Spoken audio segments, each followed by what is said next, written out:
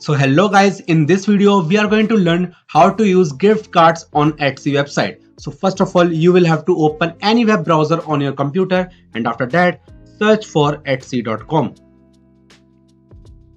So guys, after coming on their website, you guys will have to log into your account, and after logging to your account, you guys will have to select any item that you want to buy. Let's say guys, I want to buy this item.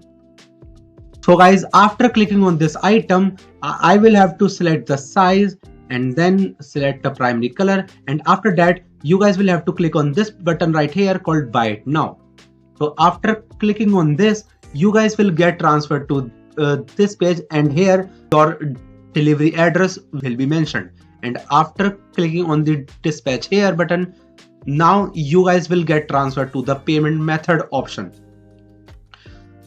So guys, after coming here, you guys can see this button right here called redeem a gift card or Etsy credit. So guys, after clicking on this button, you guys will have to enter the code whatever it is, and after that you guys will have to click on this button right here called apply, and after clicking on this button guys, your gift card will be applied and the payment will be done. So that's it for the video guys. If you find this video helpful, then please subscribe to our channel, and thanks for watching.